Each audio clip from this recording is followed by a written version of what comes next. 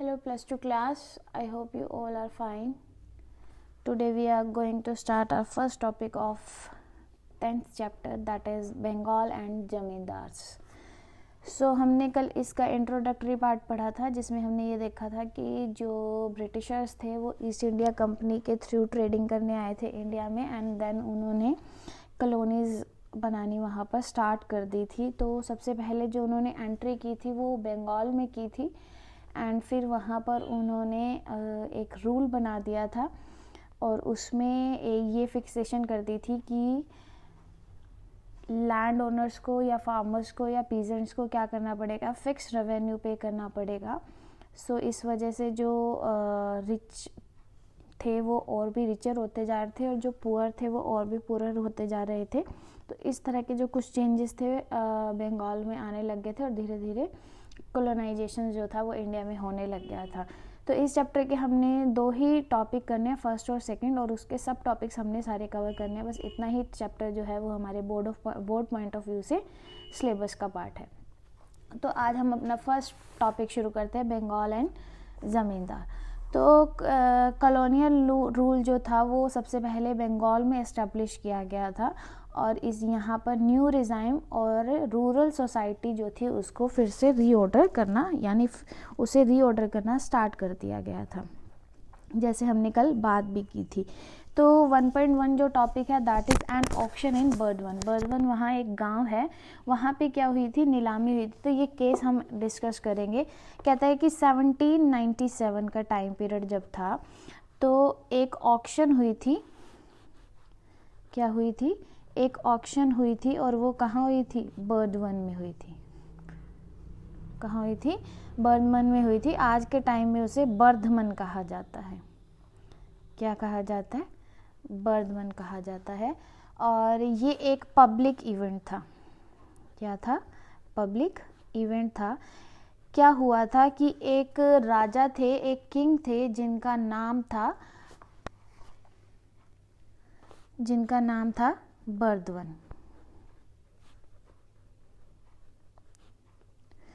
उनके क्या हो गए थे? किंग पैलेसेस हो गए, एस्टेट्स हो गई, जितनी भी उनकी जो प्रॉपर्टी थी ना उसको ऑक्शन किया गया था, यानी उसकी नीलामी की गई थी।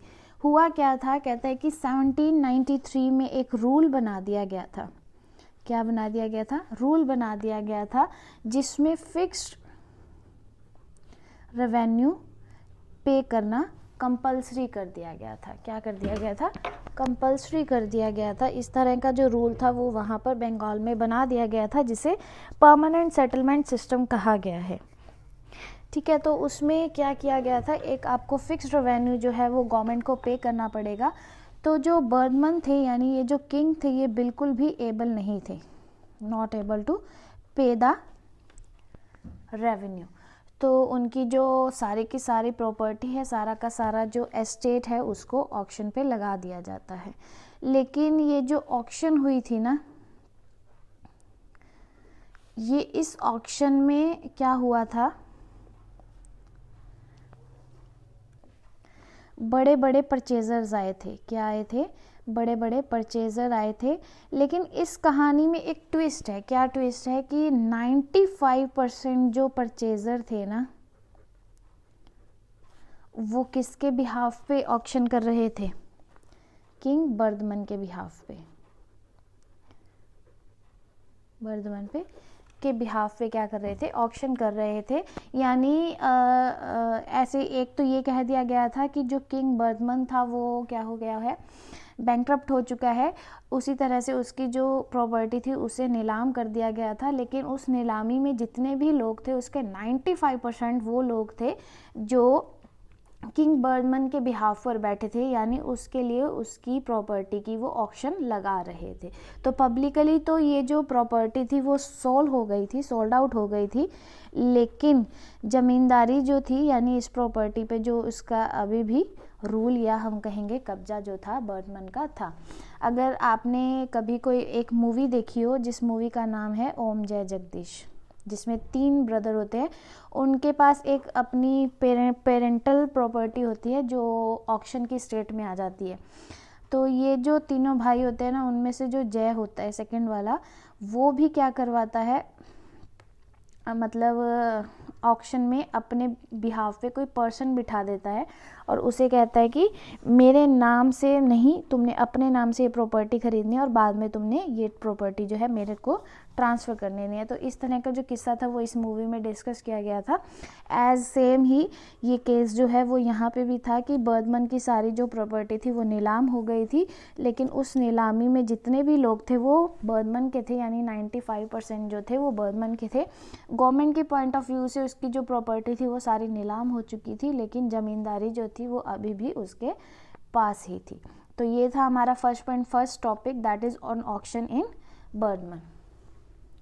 अब हम हमारा सेकेंड टॉपिक डिस्कस करेंगे, the problem of unpaid revenue. तो अनपेड रेवेन्यू की वहाँ पर प्रॉब्लम फेस हो रही थी, तो ये हम टॉपिक जो है डिस्कस करेंगे। इसमें क्या था, कहता है कि सिर्फ बर्दमन ही ऐसा किंग नहीं था जो रेवेन्यू पे करने के लिए एबल नहीं था, यानी बहुत से ऐसे लोग थे, 75% ज़मींदार जो थे वो ऐसे थे जो इस रेवेन्यू को पे करने के लिए एबल नहीं थे। तो ये सारा का जो सारा पंगा हुआ था, यानी अनपेड रेवेन्यू के जो ये प्रॉब्लम आ रही थी, ये क्यों आ रही थी, इसके बारे में हम डिस्कस कर लेते हैं। कहता है कि क्या हुआ था, ब्रिटिशर्स जब आए थे बंगाल के एक कंट्री साइड में, तो उन्होंने उस कंट्री में कुछ रूल्स एंड रेगुलेशन लगा दिए थे। तो उसमें एक रूल बनाया गया था, दैट इज़ इन 1770s की प्रॉब्लम को देखते हुए एक रूल बना दिया गया था, जिसको 1793 में इम्प्लीमेंट कर दिया गया था। वो रूल बनाया था फिक्स्ड रेवेन्यू का, जैसे हमने ऊपर बात की। 1770s में ऐसी क्या प्रॉब्लम चल रही थी कि जिसकी वजह से जो था ये रूल बना दिया गया था। तो क्या हो रहा था कि जो रूरल इकॉनमी थी ना, वो बहुत ज़्यादा क्राइसिस में थी। क्या थी, बहुत ज़्यादा क्राइसिस में थी। क्या थी, रूरल इकॉनमी।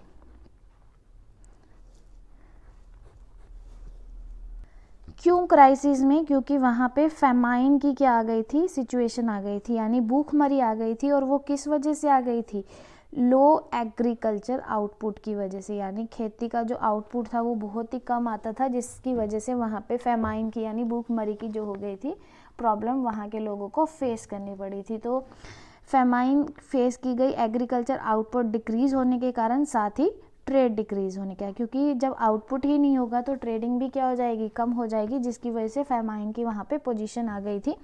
तो 1793 में एक लॉ बनाया गया था, जिसे परमानेंट सेटलमेंट डिसीजन कहेंगे या लॉ कहेंगे, ये बनाया गया था। इसके अंदर क्या किया गया था, इन्वेस्टमेंट को एनकरेज किया गया था। क्या क्या किया गया था, इन्वेस्टमेंट को एनकरेज किया गया था। कैसे किया था, इसके बारे में हम डिस्कस करते हैं।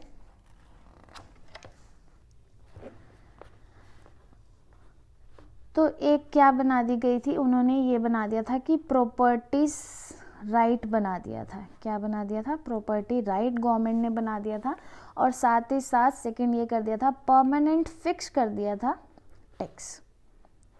क्या कर दिया था, टैक्स फिक्स कर दिया था, जिसे परमानेंट फिक्सेशन रेवेन्यू भी कहा जाता है। क्या था कि अगर सपोज करो कि ये एक फार्मर है, क्या है, फार्मर है, सपोज इसके पास एक लैंड है, इसके पास एवरी ईयर जितनी भी क्रॉप होती है उसे क्या करना पड़ेगा, एक फिक्स अमाउंट क्या करना पड़ेगा, टैक्स पे करना पड़ेगा, जो गवर्नमेंट को रेवेन्यू बन जाएगा। अगर उसकी क्रॉप अच्छी नहीं होती है तब भी उसे फिक्स करना है, अगर उसकी क्रॉप अच्छी हो जाती है तब भी उसे यही फिक्स। तो अगर वो जो ब्रिटिशर्स थे उन्होंने ये सोचा कि इनकी जो क्रॉप होगी वो एवरी ईयर इम्प्रूव होगी, लेकिन उनको क्या करना पड़ेगा, फिक्स अमाउंट का रेवेन्यू देना पड़ेगा, जिस वजह से एक तो गवर्नमेंट को क्या मिल जाएंगे, फंड्स मिल जाएंगे, ठीक है, और जो उनकी इंडस्ट्रीज़ थी उसमें फंड अवेलेबल हो जाएगा, और उसकी वजह से उन्हें क्या मिलती रहेगी, इनकम मिलती रहेगी, उनके इन्वेस्टमेंट को इनकम मिलती जाएगी। और दूसरा, जो फार्मर्स होंगे उनके पास जो सरप्लस आएगा उससे वो क्या कर सकते हैं, अपने आप को राइज कर सकते हैं, यानी अपनी इम्प्रूवमेंट कर सकते हैं, अपनी लाइफ को इम्प्रूव कर सकते हैं। तो इस तरह का जो प्लान था वो ब्रिटिशर्स के द्वारा बनाया गया था। लेकिन कई बार क्या हुआ था कि जब क्रॉप्स मतलब आउटपुट अच्छा नहीं आता था, तब भी उन्हें क्या करनी पड़ती थी, फिक्स अमाउंट की बर्डन हो जाती थी, और जिस वजह से वो बहुत सारी प्रॉब्लम जो थे वो फेस कर रहे थे।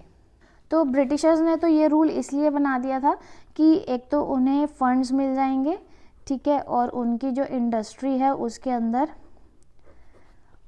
इनकम होने लग जाएगी, यानी जो इन्वेस्टमेंट लिए उसके बदले वो क्या करने लग जाएंगे, उनको प्रॉफिट अर्न होने लग जाएगा, क्योंकि फंड आ जाएंगे तो वो इजीली काम कर सकेंगे, और काम कर सकेंगे तो उनकी इंडस्ट्री चलने लग जाएगी, एंड देन उन्हें प्रॉफिट अर्न होता रहेगा। तो इस वजह से, लेकिन उन्होंने ये भी कंडीशन रख दी थी कि ये जो रेवेन्यू सिस्टम है, यानी परमानेंट सेटलमेंट है, ये फिक्स रहेगी, इसको ना डिक्रीज किया जाएगा ना इंक्रीज किया जाएगा।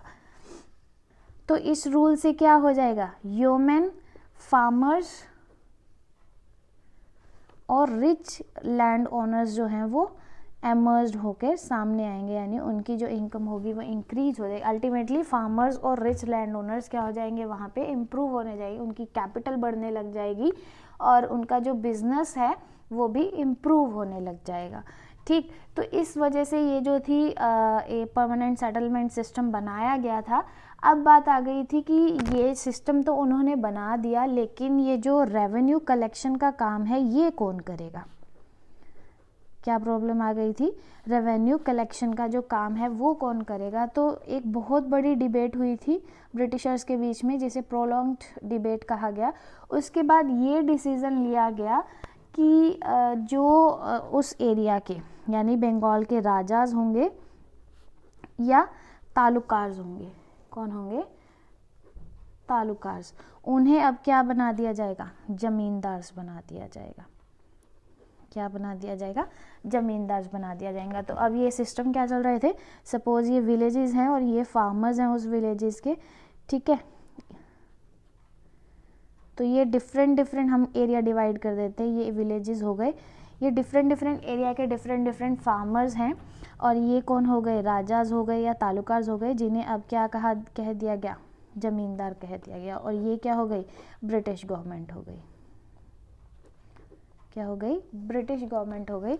इन्होंने क्या सिस्टम बनाया, ब्रिटिश गवर्नमेंट ने ये सिस्टम बनाया कि परमानेंट सेटलमेंट सिस्टम यहाँ पे इम्प्लीमेंट कर दिया गया, यानी जो राजास और तालुकार्स थे उन्हें ज़मींदार बना दिया गया, और उन्हें कह दिया गया कि आपने अपने अपने एरिया से क्या करना है, रेवेन्यू को कलेक्ट करना है। क्या करना है, रेवेन्यू को कलेक्ट करना है। तो जमींदार फार्मर्स को, जमींदार्स को क्या करना पड़ता था, रेवेन्यू को पे करना पड़ता था, और जमींदार्स को रेवेन्यू ब्रिटिश गवर्नमेंट को पे करना पड़ता था। तो उन्होंने ऐसी पार्टीज़ को चूज़ किया ब्रिटिशर्स की जो उनके लिए क्या रह गए, लॉयल रह गए। ठीक है, तो ये जो सिस्टम था वहाँ पे स्टार्ट कर दिया गया था, यानी अब ये जो जमींदार हैं उन्हें क्या नाम दे दिया गया था, रेवेन्यू कलेक्टर के नाम से जाना जाता था।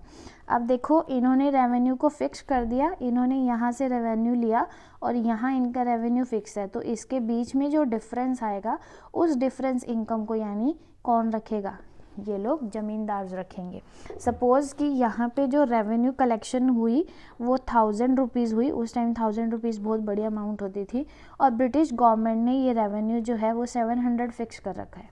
क्या कर रखा है, 700। तो 300 का जो गैप आया, डिफरेंस आया, उस 300 को कौन कीप करेगा, यानी कौन रखेगा, ये रेवेन्यू कलेक्टर रखेगा, जो कि कौन है, जमींदार हैं, और ये कौन थे, राजाज या तालुकार्स थे।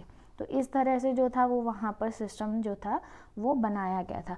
अगर कोई भी जमींदार जो है वो रेवेन्यू पे करने के लिए एबल नहीं है, तो उसकी सारी की सारी प्रॉपर्टी हड़प ली जाती थी, और उसे क्या कर दिया जाता था, ऑक्शन कर दिया जाता था, यानी नीलाम कर दिया जाता था, जैसे हमने फर्स्ट केस पढ़ा था बर्डमन के बारे में।